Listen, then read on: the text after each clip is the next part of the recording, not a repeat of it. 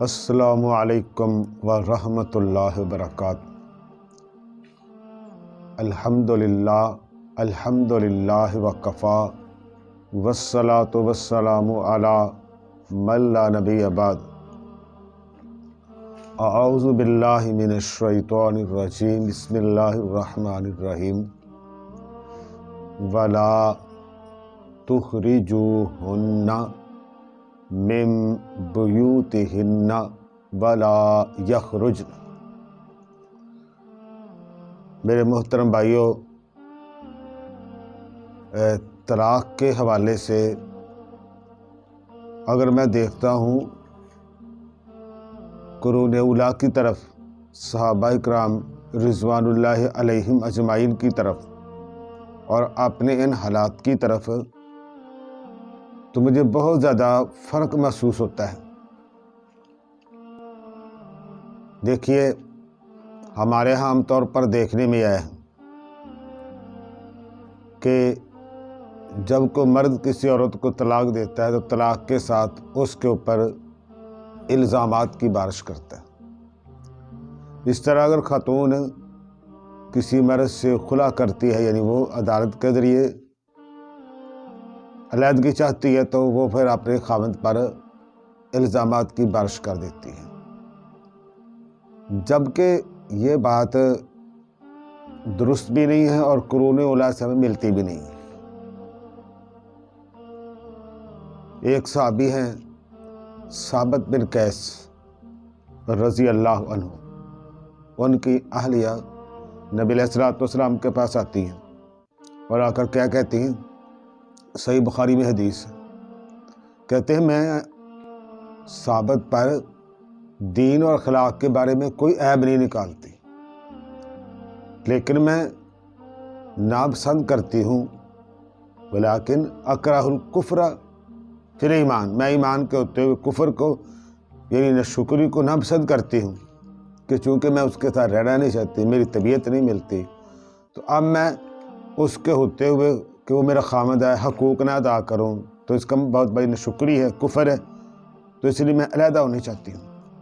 کیسی بات ہے کہ یہ نہیں کہا وہ نشئی ہے، یہ نہیں کہا مجھے مارتا ہے، اور یہ نہیں کہا کہ جناب اور یہ ہے وہ ہے، جس طرح ہمارے ہاں وہ کلا حضرات جو ہے نا، ان سے بھی گزارش ہے کہ وہ الزامات تو نہ لکھا کریں جو ہے ہی نہیں۔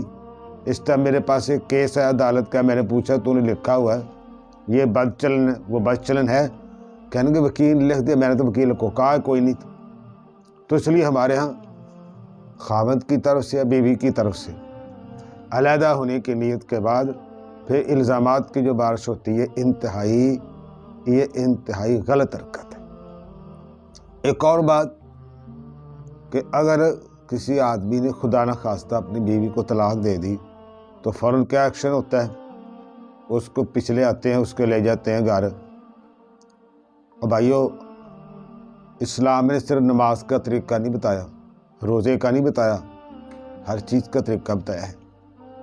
پہلی اور دوسری طلاق کے بعد خاتون وہیں اپنی عدت گزارے گی جہاں اس کو طلاق ہوئی ہے، کیونکہ عدت کے دوران پہلی اور دوسری طلاق کے بعد اس کے خاوند کو رجوع کا حق ہے، وہ وہیں رہے گی، کہیں اور عدت نہیں پوری کرے گی۔ اس میں بڑی حکمت ہے، ہمیں سمجھ آئے نا۔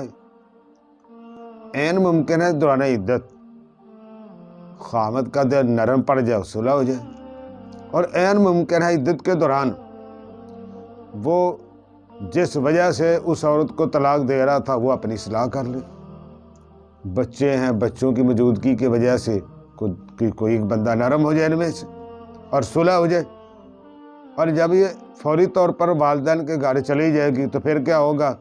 کوئی کچھ کہے گا، کوئی کچھ کہے گا، لڑائی صلح کی بجائے وہ ہمیشہ کے لیے صلح کا دروازہ ہی بند ہو جائے گا۔ کتنی بڑی حماقت ہے جو ہمارے یہاں کی جاتی ہے اور دھڑلے سے کی جا رہی۔ اب آئیے ایک اور بات دیکھنے میں آئی، ہمارے ہاں طلاق یا خلا کا مطلب یہ ہوتا ہے کہ اب دو خاندانوں کے درمیان ایک بہت بڑی لڑائی ہے، بہت بڑا خلا ہے، بہت بڑی دشمنی ہے جس کی ابتدا ہو گئی ہے۔ یہ بھی انتہائی بے سمجھی والی بات ہے۔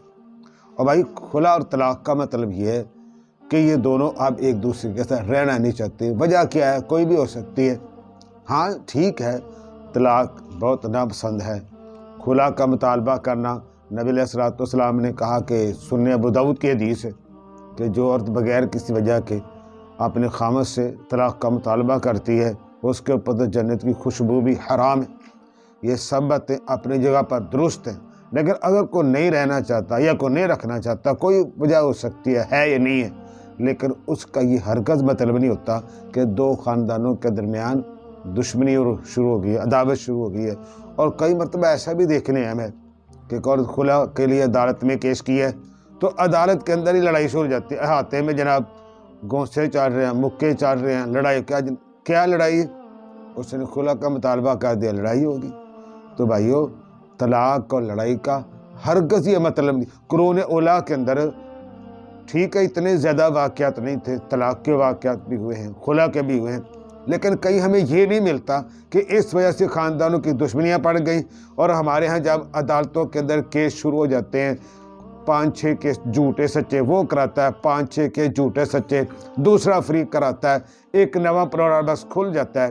تو بھائیو، ایسی حرکتیں ہم لوگ کیا سمجھتے ہیں اسلام نے صرف نماز کا طریقہ بتایا؟ نہیں، اسلام نے ہر چیز کا طریقہ بتایا ہے اور ہمیں اسی کے مطابق فالو کرنا چاہیے۔ وآخر دعوانا ان الحمد للہ رب العالمین۔